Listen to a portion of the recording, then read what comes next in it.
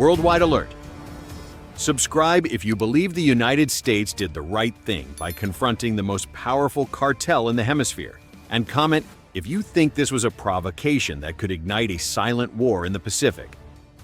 What you're about to see is not a movie, nor a naval exercise. It's the very moment when a $13 billion criminal empire collided with the full naval might of the United States and lost its impunity. At 5:30 a.m., radar screens lit up. 3 fast boats without lights or transponders were crossing the maritime border. Within seconds, the ocean turned into a battlefield, a legitimate operation or a political message. Stay until the end, because this wasn't just an engagement. It was a declaration of power.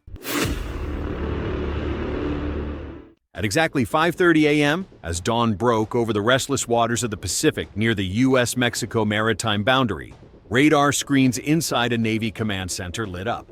Small, fast-moving vessels had been detected, running dark and heading toward U.S. waters. They were not fishing boats or tourist craft. Intelligence had confirmed that cartel smugglers, part of a $13 billion criminal empire, had shifted their operations from land to sea. With the southern border fortified and ground crossings restricted, the cartels were adapting, launching daring incursions by water. Smugglers had long relied on speed and surprise. In the past, they could simply cross shallow border areas or land on U.S. beaches undetected. But this time, they were entering a different battlefield. The U.S. Navy and Coast Guard, reinforced by Border Patrol and other federal agencies, had turned the coastline into a militarized shield. Drones, patrol aircraft, and interceptor boats stood ready to respond to every movement. What began as a silent approach quickly escalated into a confrontation that would define America's border war.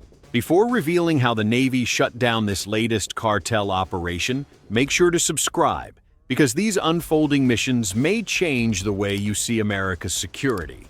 As one Navy officer said, "If you don't stop when we pursue you, we'll make you stop." Those words were not empty rhetoric. They were backed by real firepower. The smugglers had chosen a high-risk route, but their opponents had total technological superiority. For weeks, Navy reconnaissance drones had been mapping vessel movements, tracking supply lines, and building crew profiles. Every intercepted radio call, every refueling point, every deviation from normal fishing patterns had been logged. Now the intelligence picture was complete. These were not small-time criminals, but part of a billion-dollar logistics chain transporting cocaine, fentanyl, and human cargo from cartel strongholds into the United States. The estimated street value of one successful run exceeded $50 million. Multiply that by hundreds of runs a year, and the scale becomes staggering. The Navy's orders were clear: stop the incursion without casualties, but disable the vessels before they reached American shores. The Coast Guard had already reported over 350 incidents where engines had to be shot out to halt smugglers at sea. Each time, the protocol was the same: loudspeaker warnings, warning shots, and finally, precision fire when commands were ignored. Not a single injury recorded, something the Navy considers both an achievement and essential for operational credibility. But that morning's confrontation would be different. The cartel convoy had armed escorts, and intelligence indicated they might resist with deadly force. This was no routine interdiction. Navy destroyers waited offshore, their radars scanning every approach corridor. Surveillance drones orbited high above, streaming live images to command centers. Helicopters stood by, armed and ready. Every second mattered. At sea, the line between escape and capture can vanish instantly. The smugglers' boats were built for speed, with engines capable of outrunning most civilian craft. But against naval aviation and precision-guided systems, they didn't stand a chance. As one analyst noted, every time a cartel boat runs for the border, it's more than a tactical challenge. It's a test of deterrence. The cartels were testing how far the United States would go before using force. If the Navy failed to act decisively, the message was clear: keep sending boats. But if the Navy struck hard, the cost to the cartel would be devastating. And so, the standoff escalated. The smugglers ignored commands to halt. Engines roared as they weaved through patrol lines. Warning shots were ignored. The Navy commander gave the order, "Disable the engines, now!" The first helicopter swung into firing position, gunners ready to use precision rounds designed to destroy engines without endangering lives. The moment had come. The clash between a $13 billion empire and America's naval might was about to erupt. The order to fire wasn't given lightly. That morning, 3 cartel boats raced toward U.S. territory. Behind them, an empire built on narcotics, human trafficking, and violence. Ahead of them waited the most advanced maritime force on Earth. The Navy helicopter locked on target. Every shot was calculated. The first impact hit perfectly. The lead boat's left engine burst in smoke and died. The smugglers tried to compensate, but the loss doomed them. The second boat veered sharply, but the drones already had it marked. From thousands of feet up, infrared cameras captured every move. A Coast Guard interceptor roared forward. More warning shots. No response. Another burst of precision fire shredded their propulsion system. The boat spun sideways and went dead in the water, waves slamming against its hull. And here's the question. What would you do if cartels tried to break into your community? Drop your answer in the comments. These operations proved the effectiveness of U.S. tactics. But the challenge was massive. Sea smuggling wasn't accidental. It was a deliberate adaptation. Once land routes tightened, the cartels turned to the sea. In over 350 incidents, the Navy and Coast Guard had to disable engines. Each time, warnings, then deterrent fire, then direct shots. The astonishing part, no injuries, not among smugglers or U.S. personnel. The Navy called it lethal precision, applied non-lethally. It was proof that training, discipline, and technology could work seamlessly together. But behind each tactical victory loomed a strategic concern. Cartels were no longer just criminals. They were militarized enterprises. They used encrypted communications, fortified houses, and custom-built fleets.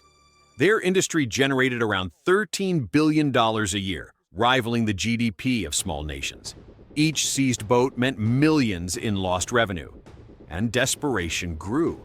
Intelligence intercepted internal cartel messages describing the Navy's crackdown as crippling. Yet they doubled down, testing new routes, longer voyages, and decoy vessels. Some boats carried migrants alongside drugs to complicate engagement rules. Others ran at night with engines off, betting on darkness. But they were wrong. Thermal drones saw everything. P-8, Poseidon aircraft tracked even faint heat signatures. The Coast Guard pushed deeper, coordinating with Navy destroyers. Each time the cartel adapted, America adapted faster. But the cat-and-mouse game came at a price.